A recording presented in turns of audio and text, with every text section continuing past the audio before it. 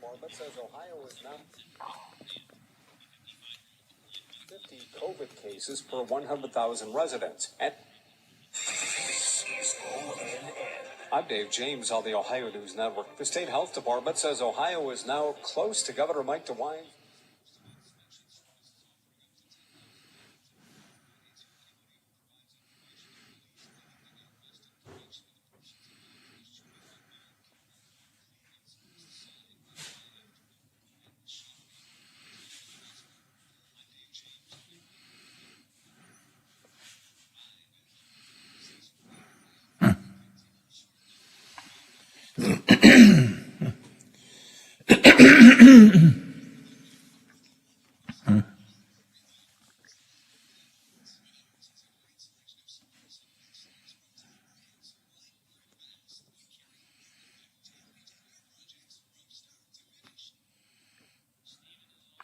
Very good, thank you.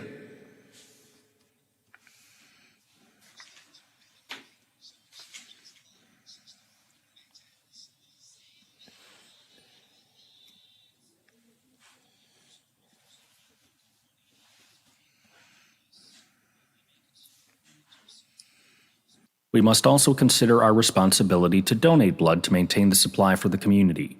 This message from the all great and caring folks, the members of Roofers Union Local 188 out of Wheeling, representing licensed, bonded, and insured roofers for all residential and commercial projects. That's Roofers Union Local 188, wishing you a safe and healthy spring.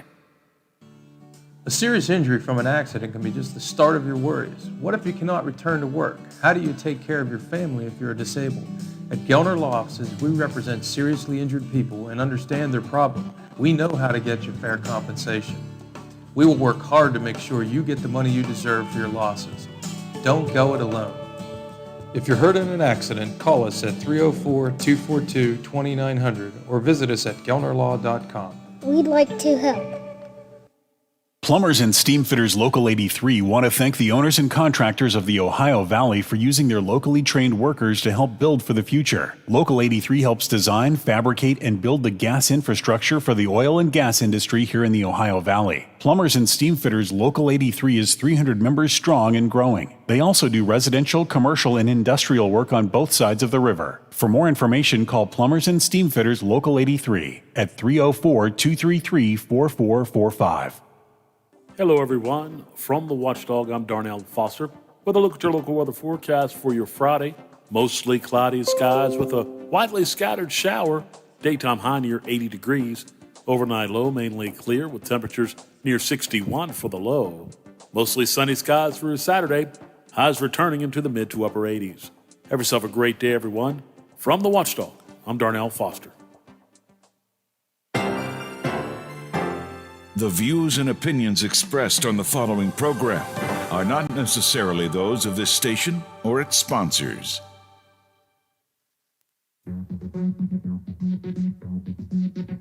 Grab a cup of coffee or your favorite breakfast beverage and listen or watch the Watchdog Morning Show with Howard Monroe during the 100 Days of Summer. It is day number 5 of the 100 Days of Summer. I'm thinking, Biffy, we ought to do an opinion poll to see what kind of beverages people are drinking during the morning show. I mean, most of us are having, I've got some water and some coffee here. You doing water again this morning, Biff? Oh, yeah, with it being warm, we go water. Yeah. I'm wondering how many people are having their morning mimosa with us, or their morning Bloody Mary or something.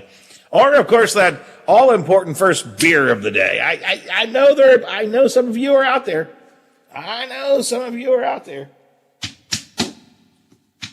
Once was the time I was with you. Never get started too early. Hey, it's the weekend, right? It's a Friday. 63 degrees at the Wheeling, Ohio County Airport. 62 degrees here at my home studios. It's cloudy, a little bit of fog floating around. And we're going to see a little bit of fog throughout the morning, partly cloudy day. See some sunshine coming in later in the day, but also a chance of some pop-up storms and maybe a pop-up thunderstorm. That is at least a possibility. We're looking at the proposal for Bluefield State University to expand into the Wheeling area. It was rejected by the State Council for Community and Technical College Education yesterday. Had some reaction from Mayor Glenn Elliott on that. We're talking about reports that now say when that Pentagon report, the unclassified report on UFOs comes out this month, it will leave a lot of unanswered questions. It says there is no evidence that these strange things in the sky that we've been talking about are alien technology. There is no evidence that it's alien technology. But there's no evidence it's not either. So we'll have to wait and see what happens there. I've got a couple of sidelight stories I want to get to. An Army veteran had his mic shut off at a Memorial Day service when he began to compliment freed slaves that had honored soldiers after the Civil War. Really depressing story to me. A bureaucratic policy nearly kept a student from getting his diploma until a concerned teacher stepped in. We'll talk about that. In a CNN interview, Senator Manchin holds fast to not changing the filibuster and seems unwilling to back a Democrat-only infrastructure bill. Manchin on with Hoppy Kercheval later on today as he brings the Energy Secretary to the state. He's been on with Hoppy quite a good bit. Our buddy Steve Adams has shadowed him and so on. Months ago, I had Senator Manchin on frequently, and I don't know, did I offend him or something? I don't know, because he hasn't chosen to come back on the show for a good while. Senator, we're always happy to have you on the show here. And speaking of Stephen Allen Adams, I want to talk to Stephen this morning from the Ogden newspaper chain about a number of things happening in Charleston. Good morning, Stephen. Good morning. I'm actually on my way to see Senator Manchin now. He's taking Energy Secretary Granholm around a couple more facilities in Morgantown to do research on clean energy and things of that nature. So I'm actually on my way to see him. So should I tell him to give you a call? Yeah, I was going to say, if you see him, would you tell him that I kind of miss talking to him, and I really would like to do that one of these days. We earlier in the year, we had a lot of, frequently we're on, and then I don't know what happened. I'm only joking. I don't think I offended him. I just think he's in such demand from everybody that it's been hard to get him on the show, but I'd like to get. So, yeah, do me a favor. Just put a little word in for me while you're there. Hey, you got it. All right. Now, let me ask you this. Stephen, are you ready to do it for Baby Dog? No, I'm not ready to do it for Baby Dog. As you've seen on Twitter, I'm not charmed by this dog at all, and I love dogs, and Baby Dog is great for sure. I hate that that's its name. I would like to think they gave it an actual name, and somehow this name stuck, so I kind of hope it had a real name other than Baby Dog. But I'm not charmed by this dog. Justice always brings out this dog, particularly when the news isn't so good around Jim Justice. And as we're going to get into, the news could be a lot better for the governor. So the dog, I just look at the dog as a distraction. And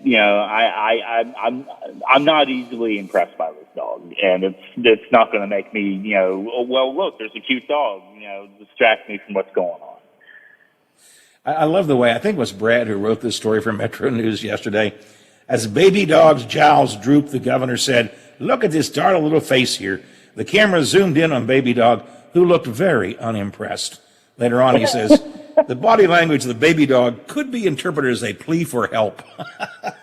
Well, I think Baby Dog knows it's pretty close to being auctioned off on the courthouse steps, in the near future. As much screen time as the dog has gotten, its value has increased greatly. So, well, you mentioned the governor, and by the way, I absolutely agree with you. I think the governor brings out Baby Dog when he needs some cuteness to distract from serious issues. I mean, I'm serious about that. I think he does that on purpose. This is the way he can say, "Wow, look at this little doggy here. Don't you worry about my problems."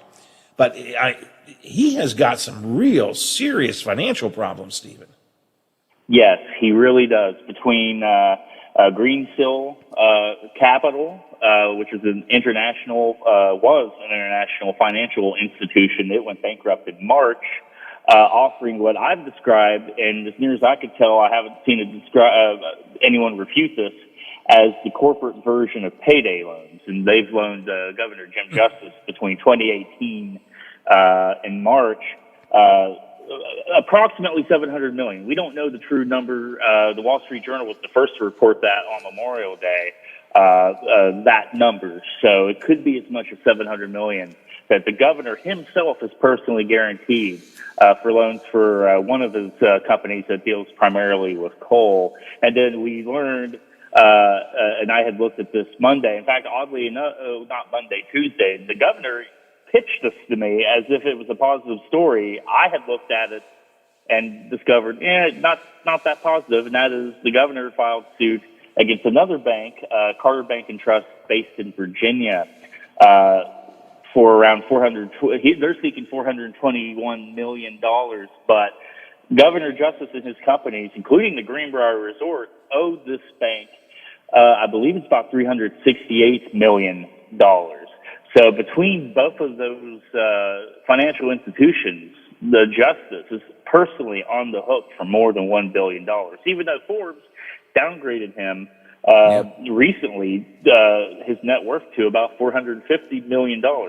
That's quite a hole to dig yourself out of. And as you point out, these are personal loan guarantees, not corporate guarantees. I'm sure there are corporate guarantees there as part of the overall package, but he is personally on the hook for much of this.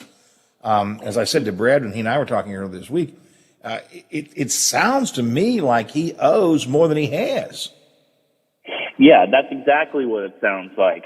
And the problem, and I know Brad has brought this up, Brad and I have both extensively covered some of the governor's business lawsuits, and as we know, I think ProPublica did a full count and I think had come up with around 600 lawsuits that have either the governor's companies have filed or have been filed against the governor's companies, either by vendors seeking payment, by federal government seeking back penalties and fees and things of that nature. The governor and his companies are a little hard to distinguish, and that was discovered through federal court filings, where even our former Southern District U.S. Attorney Mike Stewart nearly pierced the corporate veil to start digging into how these companies interact, because money comes in through one and tends to go out through a different company, but it's all family owned. So, Justice is the primary owner. Kathy Justice, the First Lady, is even on the hook for some of these loan guarantees. And Jim Justice's children, of course, run the businesses. So Jill runs the Greenbrier Resort, and Jay runs the rest of the company. We're talking 112 companies here. By the way, only 7 of which are in blind trust. Yeah, he kind of gave up. In the beginning, he talked about trying to do that, kind of like Donald Trump. In the beginning, he said, I'm going to put these into blind trust, but it's complicated. It'll take a while. And then it just the idea of going to blind trust faded away after a while. That's right. There's, like I said, only 7 companies are in blind trust. And blind trusts do a couple of things. Obviously, they protect you against conflict of interests.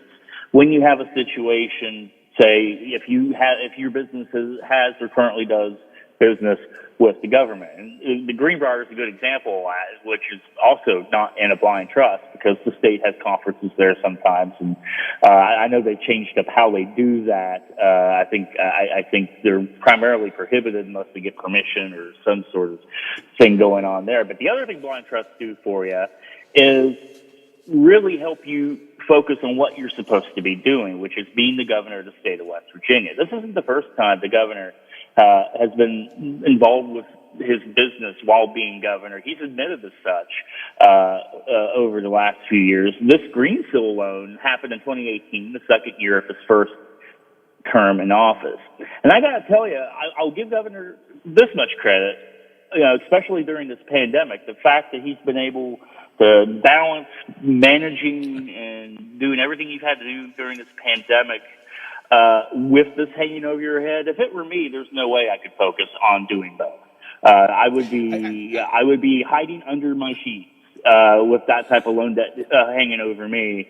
With the chance of my company's not even being there when I get out of office in 2024. So you got to give them a little bit of credit. I think that's the difference between them and us. The very wealthy and the rest of us. They, to some extent, it's just a matter of course, because I'm with you. I mean, heck, 700 million or whatever the number is there, or a billion. You know, I mean, if I'm a couple months behind on a car loan or something, I get panicky, and have a hard time doing the radio show, let alone have this kind of stuff hanging over your head. Although some people would argue he has not done a whole lot, but he has certainly overseen the pandemic, and I would concur with that. Stephen, in press conferences this week, he kind of downplays this, though, right? Yes, he does downplay it, and that's what he's always done when these stories have come up over his term in office, and even during his election in 2016 and re-election.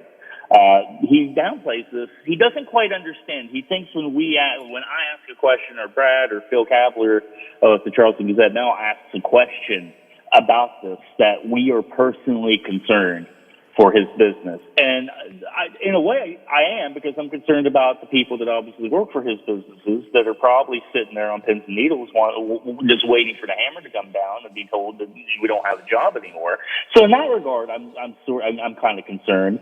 But we're not asking the questions necessarily because we're worried about his businesses per se. We ask the question because, again, there seems to be an issue with him continuing to run his businesses when he should be running the state of West Virginia. And that came into play during the residency lawsuit when he wasn't living in Charleston. And to some extent, he's still not living in Charleston, but he's here more often and at the governor's mansion more often than he was prior to that suit brought by former Delegate Isaac Spinagle. It really is an issue that, and it's the one issue he never really addresses when asked about. He completely sidesteps that whenever it's asked. Apparently in his mind, he doesn't think that's an issue, but he believes that his companies and his businesses are in solid financial shape and that they're going to weather this. Looking at the lawsuits, I'm certainly no financial expert, but I have to question whether he can survive this. He can postpone it. That's what he's done with the lawsuits against Greensill and now Carter Bank. You can postpone this in the courts, but at some point that bill is going to come due. The lawsuits, and I want to be very clear. It's one of the reasons I was hoping you could help me a little bit here, as you have been. This whole thing is very complicated for me to understand.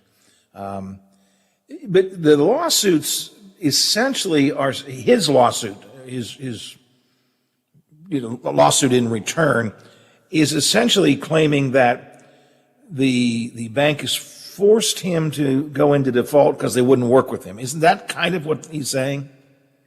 That is what he's trying to say, and this is my interpretation of reading it. He was friends with the owner of this bank, a gentleman by the name of Worth Carter, for about 15 years. They met sometime in the very early 2000s and struck up a friendship. And this guy became very much his financier and would give him kind of sweetheart loan deals, low interest rates, long periods of repayment. But the problem is, Worth Carter died in 2017, and the people that took over the management of Carter Bank apparently decided to run the bank like a bank. And that was not something the governor was used to because, again, he was getting some pretty good loan arrangements through this bank and through his friends. So it looks to me like the bank was simply just calling in what was owed to it, and the governor just wasn't expecting that. And Brad actually makes a good point too. We don't know this; it's speculation on Brad's part, and I think Brad has a good point that there's a chance that this Greensill loan was, even though it's going through a different set of companies, could possibly have been what they were trying to use to refinance the loans that he had through Carter Bank. And that might be one of the reasons Carter Bank put the brakes on what was going on and had issues, which is another reason why the governor is suing, because Carter Bank was hemming and hawing on a plan by Justice's companies to refinance that loan. So these are really interconnected, or at least it looks that way. So where are we now? The governor, pardon me, I apologize. The governor actually is in default right now on some loans. Is that right? That's right. In fact, specifically a loan for the Greenbrier Resort Right. that came due June 1st, which is, I think, obviously why they filed that lawsuit on Memorial Day, the day before. So that at least puts a pause on, I guess, any type of negative impact to the Greenbrier Resort, and again ties it up in court for a short period of time. Of course, Justice is often credited for saving the Greenbrier Resort, which is always a little bit of a story I've never understood, because the Marriott was going to buy the Greenbrier Resort until Justice swooped in with a better offer. So the Greenbrier would probably be just fine before, and I think the Greenbrier would be just fine afterward. I think if there was a chance that the governor had to sell it, or it got sold on the courthouse steps, not to be joking about that, but the Greenbrier would be fine because it's an institution. But yeah, there are some real repercussions that could impact not just Justice, but I mean one of the state's premier landlords. And that's a very real possibility at this moment. I want to quickly say that, because there's suits and countersuits and there's a lot of things can happen. So I certainly want to make clear that. But I mean, it is a distinct possibility. He is technically in default, at least as I understand it, on loans for the Greenbrier and its many different entities and, business offshoots. I mean, losing the Greenbrier is a distinct possibility. That's not a far-fetched, crazy idea by reporters, right? No, it really isn't. And, of course, he bought it in 2009. And, and a lot of good things have happened there. They were able to put in, he was able to do renovations. They were able to put in the casino. And if you've ever been there, I mean, it is a top-notch place for sure. And it is very much just the gem for the state of West Virginia. So, yeah, it's real possible the Justice could end up losing the Greenbrier. And I got to tell you, looking at the history of his financial dealings, I think maybe that might have been the beginning of the downfall of his business empire in the first place. He had put on the Greenbrier Classic, of course, which, got renamed to a military tribute. That was a golf tournament, but that was also a concert series where we had Aerosmith, where we had Jimmy Buffett come in. And I know for a fact he was paying for all of that out of his own pocket. They didn't make a dime on that. It's possible that we'll never know just how much money that he loses just because he bought the Greenbrier Resort. And not only that, but repurchasing one of his coal companies back from the Russians is another thing that I think has negatively impacted his business, where they've been desperate to go to Greensill to get these loans, and where now that you've got another bank calling on their loans, they're in a real desperate situation. Sometimes the problem with people who have huge amounts of money, and the governor was at one time the only billionaire in the state, sometimes the problem is you don't realize how your money is going out. You know what you have, but you don't realize it's going out. I don't mean that to denigrate the governor. I'm just saying, part of me thinks he still thinks he's a billionaire. And so he's looking at these individual dollars and cents and doesn't recognize that, his empire is financially crumbling, at least right now.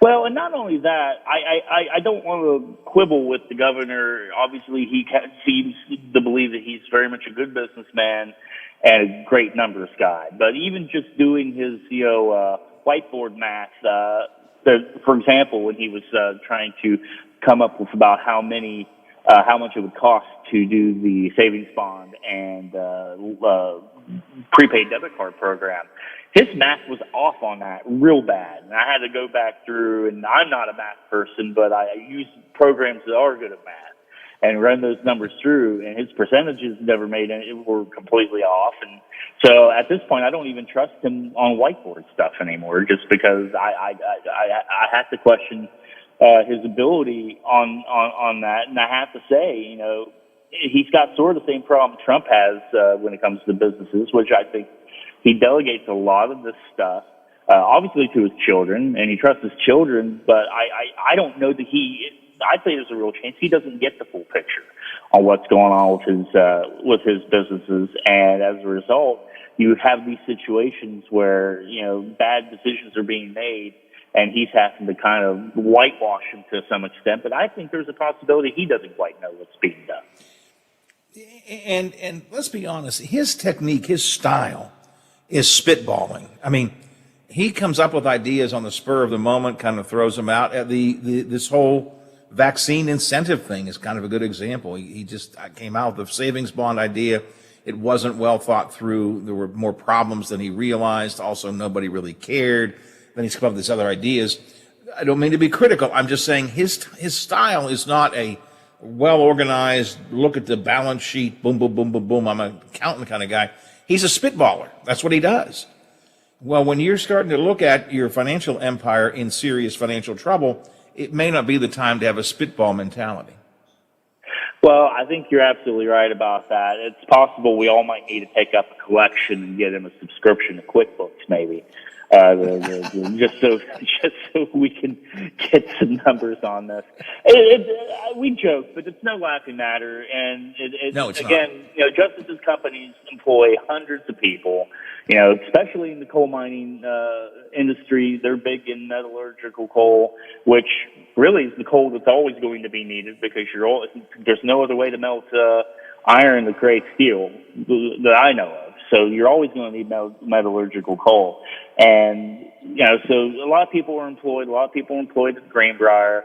So hopefully they can find a way through this and work it out or whatnot. But my only concern is, if it becomes a distraction from running the government and, should another crisis come up, whether that distracts him from making, the right decisions, that is the thing that I'm concerned about.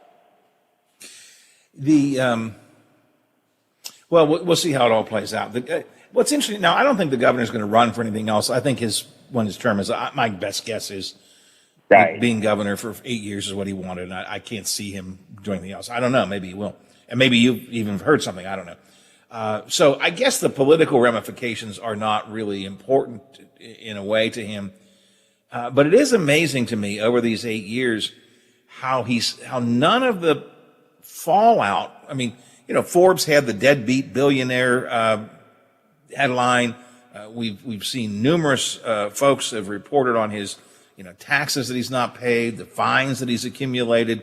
Now this thing, and yet it doesn't seem to stick to him in any kind of a political way. I mean, the general public doesn't seem to get too concerned about all of this.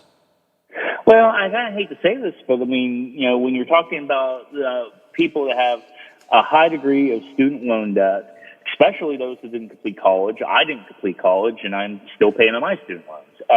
When you got people with large amounts of credit card debt, things of that nature, I mean, people can kind of relate to this in a way, and it does help the governor that he's very down to earth. He's got his country drawl. He doesn't even live in a mansion. Everybody, some people like to make the assumption he lives at the Greenbrier. He doesn't. He lives in a pretty modest home in Lewisburg. I've seen pictures of it, and he drives himself. Things of that nature. I think people can relate to that, and I think people in some ways have similar problems as well. So I think that kind of shields him a little bit from negative repercussions politically. And as I said, the truth of the matter is, I don't think he's running for anything else anyway. So I think you're right. I've certainly not heard anything. The only thing I've heard, and this might be a scoop for you all, is there's a real chance that he may be backing former Senate President, Republican Senate President, and former candidate for governor who ran against Jim Justice in 2016, Bill Cole. I know Bill Cole wants back in real bad, and of course Bill Cole has been working behind the scenes on some of the education reform stuff, such as charter schools and this Hope Scholarship. And he was up front and center backing the governor's personal income tax phase-out plan, too. So I could see Bill Cole making a comeback with the governor's blessing. But I think the governor himself is out, for sure. I don't think you're going to see a Senate run from him, though that would be an interesting race between him and Joe Manchin, for sure. No love lost between them these days. No, not at all. So they're getting along a little better, at least publicly. I think they had a meeting here a couple months ago or back in March actually, where I think that they might have, hashed this out behind the scenes a little bit, and I think they're at least publicly they're not trashing each other anymore. So. Well, listen, if you see him today, him being mentioned, tell him I'm looking for him. I absolutely will. In the meantime, it's good talking to you as always, Stephen. I really appreciate it because this story is just so complicated, and I've tried to pull it together in my own head, and I needed someone to help me think this through. So I appreciate it. We'll follow your writings in the newspaper, of course, and most importantly, follow. It's amazing how my life now is turned to following you and Brad and Phil on Twitter. That's my afternoon, is just to see what you guys are saying on Twitter. Well, we're happy to keep you entertained. It's never boring in West Virginia politics. Talk to you soon. Thanks, Stephen. I really appreciate it. See you, Howard. Stephen Allen Adams, who is the State House reporter for the Ogden newspaper chain. Good guy. I really did. I've been reading these stories about the governor's financial problems. We talked a little bit about it here on the show. We had Brad in earlier this week talking about it. $700 million is what the Wall Street Journal said that the governor actually owes personal liability on that loan. And then we start hearing about the defaults, and then the governor countersues, and the Greenbrier has now possibly gone into default or could go into default, and I needed help, so I thought I'd get Stephen to help me out. I don't know that I still have got the whole thing figured out, though. Biffy, have you? I'll put it this way: you're able to understand it better. I'll say that, but I don't think, though, it's almost like you got to take it on a day-by-day basis and, okay, what's going to happen today and do it that way instead of just trying to figure it out all in one big way. Here's sort of the kind of bottom line, because I don't know Credit Suisse and Carter Wealth Management and Greensill, and I'm not that high a financier. Here's what I do know.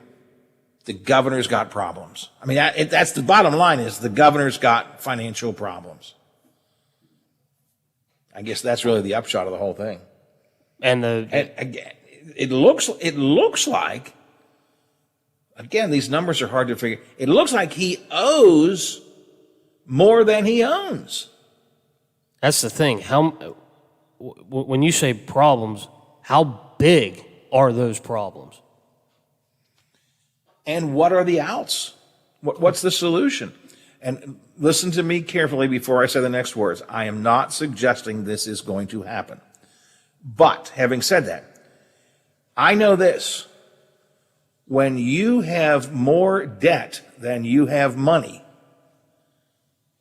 bankruptcy is not far away. I am not saying the governor's going to go bankrupt. I'm not saying that. But I'm just saying the total accumulation of these various and sundry loans, as you heard Stephen saying, is over $1 billion. It could be $1 billion. And we know that he used to be a billionaire, but he's not a billionaire anymore, which implies that the money he owes is more than what he has. Now, there's always room for further negotiation. I think that's what this lawsuit that he filed was, to try and force more negotiation. But bottom line is, it's not good.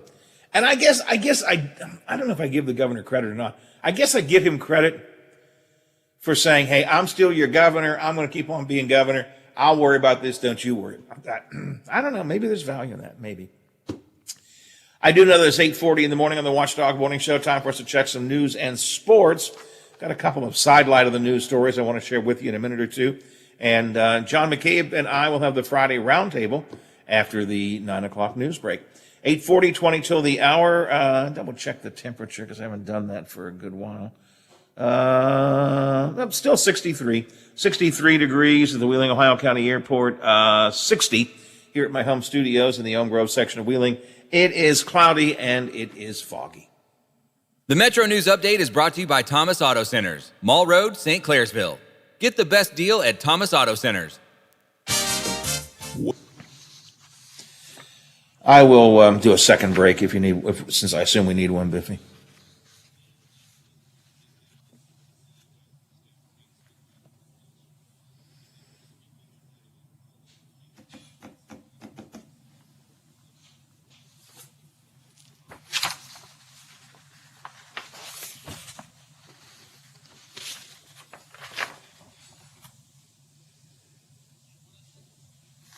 Don't need a break? Okay. It's up to you. Let me know. Okay. Alrighty then.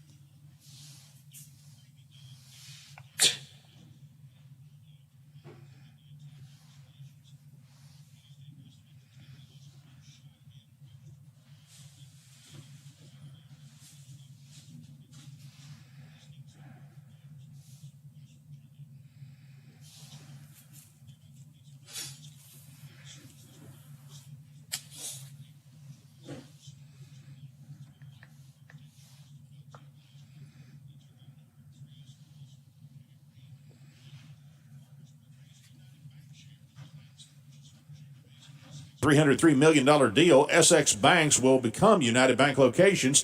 SX has about 18 branches, mostly around Richmond. From the Metro News Anchor Desk, I'm Chris Lawrence. AutomotiveMap.com presents the Sports Flash, powered by The Score on the Watchdog. I'm John Thayer. In baseball action yesterday, the Washington Nationals struggled to get much going offensively as they fell to the Atlanta Braves 5-1. The lone run for Washington came in the ninth inning.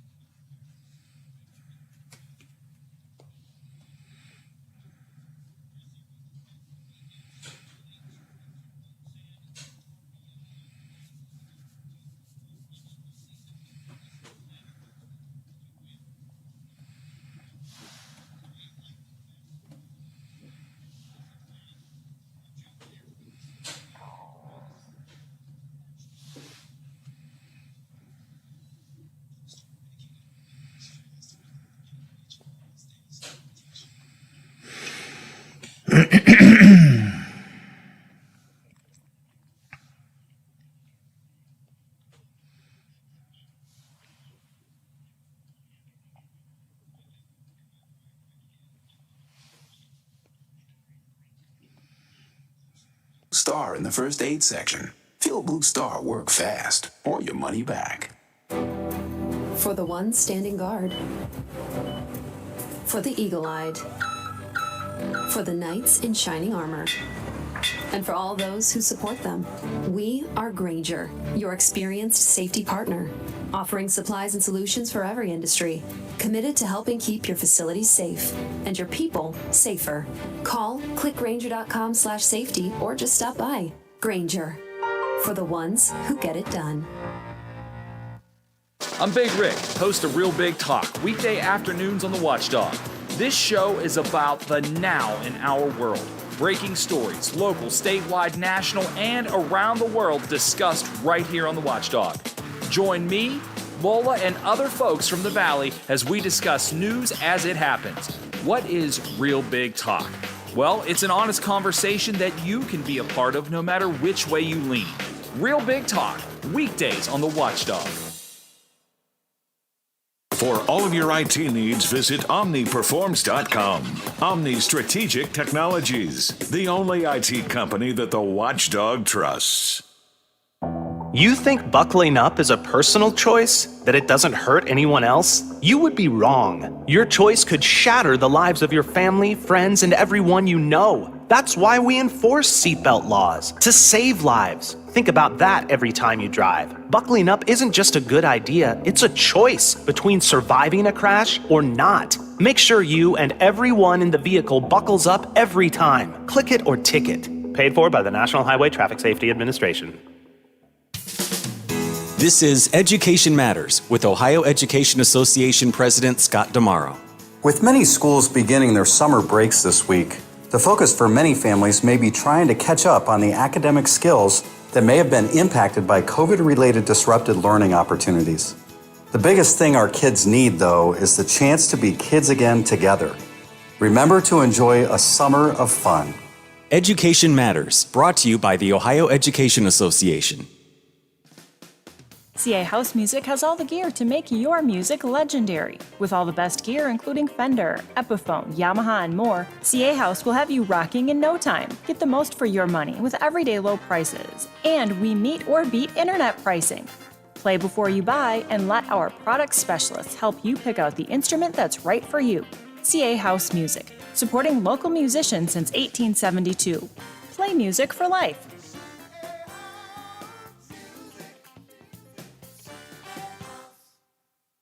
Over the years, you've brought opioids into your home. They helped when you were in pain, and you held on to them just in case. But holding on to opioids puts your family at risk. Learn more at www.fda.gov/drug disposal.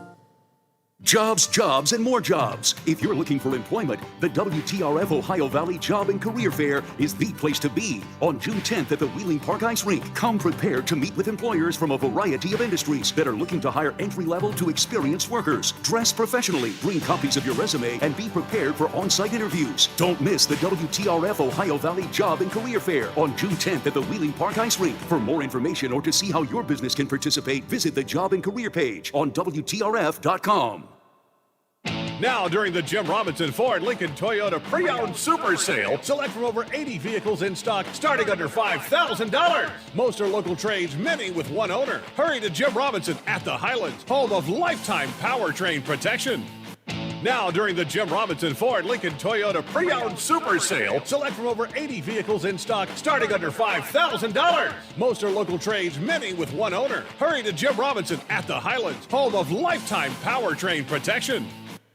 Plumbers and Steam Fitters Local 83 want to thank the owners and contractors of the Ohio Valley for using their locally trained workers to help build for the future. Local 83 helps design, fabricate, and build the gas infrastructure for the oil and gas industry here in the Ohio Valley. Plumbers and Steam Fitters Local 83 is 300 members strong and growing. They also do residential, commercial, and industrial work on both sides of the river. For more information, call Plumbers and Steam Fitters Local 83 at 304-233-4445. I'm Josh from Panhandle Cleaning and Restoration. I hope you are staying healthy. We continue to respond to structural, fire, and water emergencies. We are combating COVID-19 with our highly trained staff and latest disinfection systems, providing preventative and reactive disinfection to facilities around the region, while working with area hospitals on isolation areas and air filtering. At Panhandle, we continue to follow social distancing and hygiene protocols. We are dedicated to our community, and together we will get through this. Proctor. The watchdog is protecting your yard. Join Howard Monroe, Hoppy Kercheval, Bill DeFabio, and Big Rick for the best live and local talk in the Upper Ohio Valley and beyond. Proctor trusts the watchdog. If you miss a part of the show or want to listen again, you can find conversations, interviews, and rants on our podcasts at Apple Podcasts or on WatchdogNetwork.com. This is the Watchdog Morning Show with Howard Monroe. It is 8:50, 10 till the hour, 63 degrees at the airport, 60 here at my home studios and at the Robinson Auto Group Studios downtown Wheeling. In the heart of the Ohio Valley, it is a little foggy, a little cloudy. That's probably going to be the word. Those are going to be the words of the morning. Maybe a pop-up shower, a thunderstorm later in the day. Sun will peek through as well. Not going to be a bad day. Going to get up close to 74 or so. Moving into the 80s, close to 90 over the weekend. High 80s over the weekend with a lot of sun and muggy feeling all weekend long. As I said, 63 at the airport. Cloudy and foggy. Coming up today, statewide talk line beginning at 10:06. My good friend Hoppy Kercheval is in and kicking things off today. He'll talk with Energy Secretary Jennifer Granholm and Senator Joe Manchin. Manchin is taking the Energy Secretary on a tour of the state today, so they'll be on with Hoppy starting things at 10:06. Later in the show, Brad McElhenney will be in to talk about the governor's financial problems and other matters. And, of course, it is Friday, Biffy. So you know what that means. Steam release.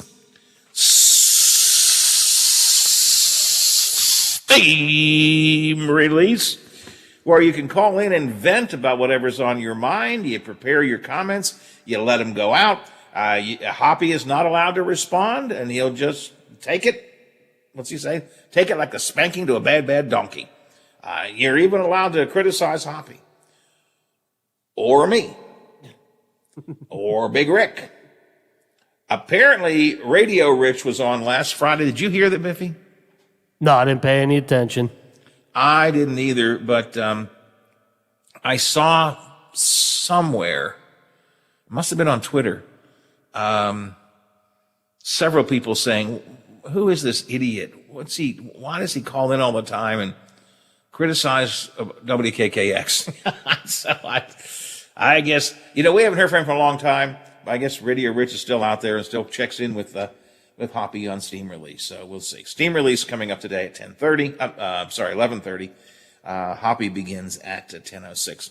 A couple of sidelight of the news stories I wanted to share with you here this morning on the Watchdog Morning Show. And they both are stories that just frustrate me, make me depressed. Devarius Peters was a graduating senior at Butte, Louisiana High School.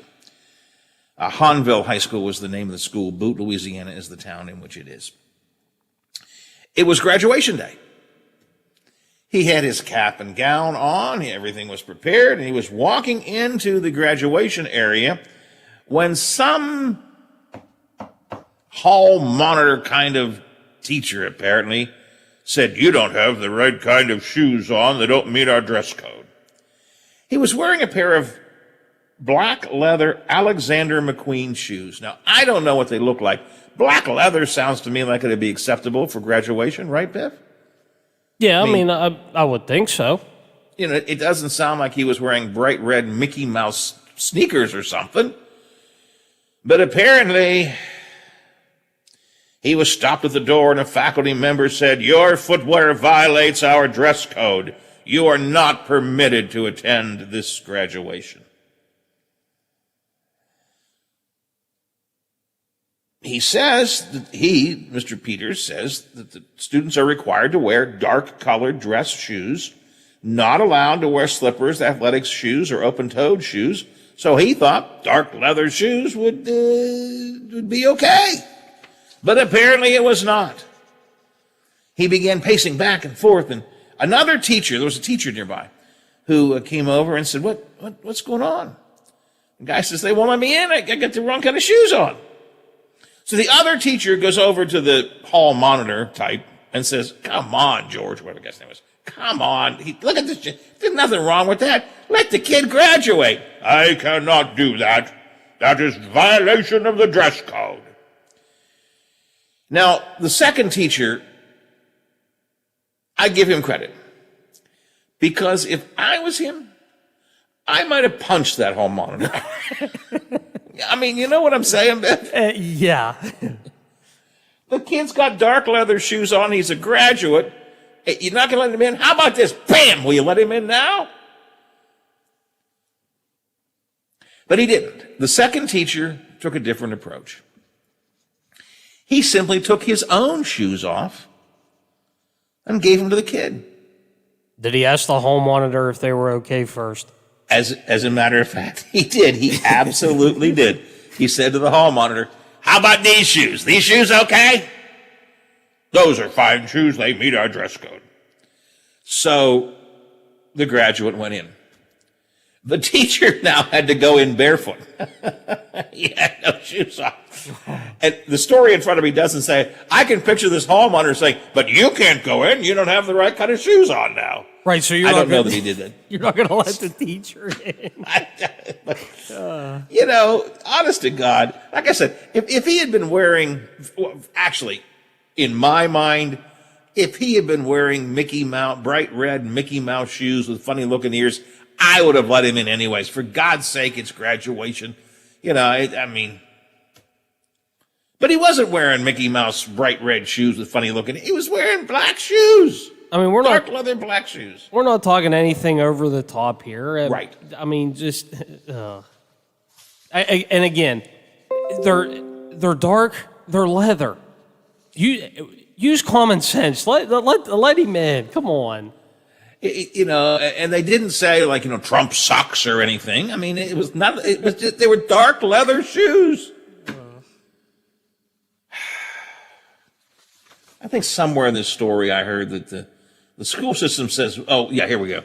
School system says, we appreciate this being brought to our attention, so we can continue to work towards more inclusive and equitable practices.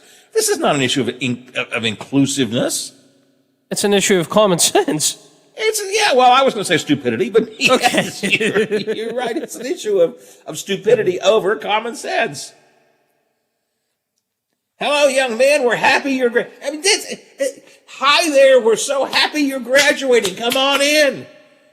Your shoes do not match the dress code. Gee, many Christmas. There are some days, Biffy, I just want to scream. And there are days I do scream. Oh. Another story that has me really frustrated.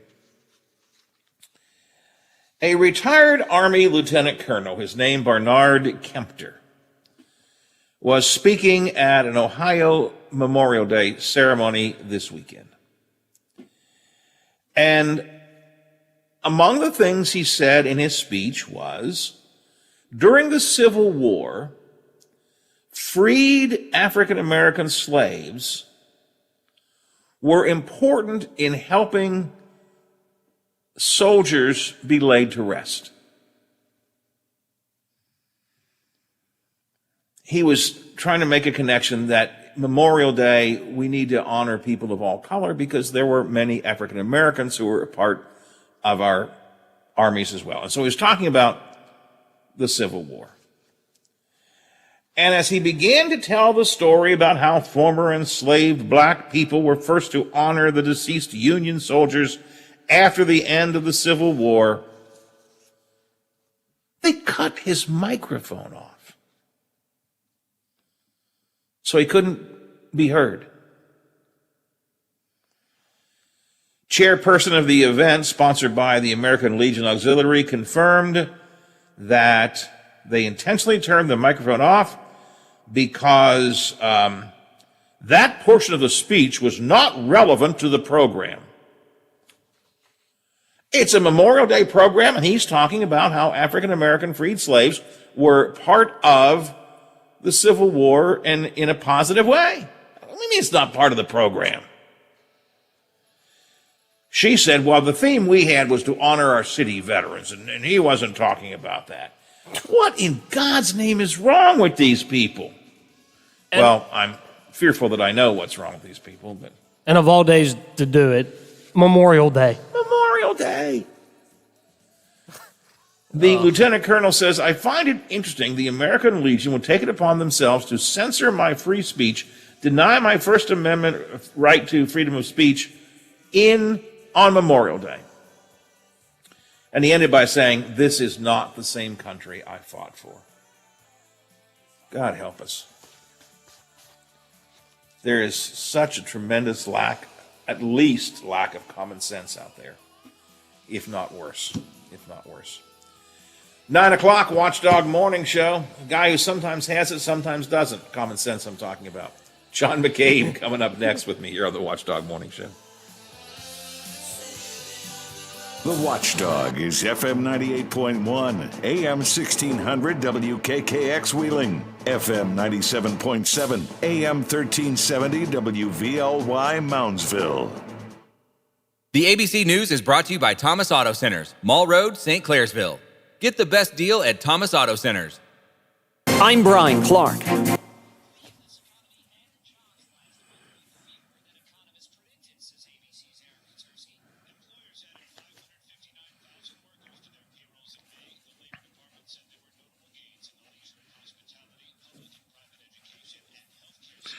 I have not heard from McCabe, but I assume he'll be on.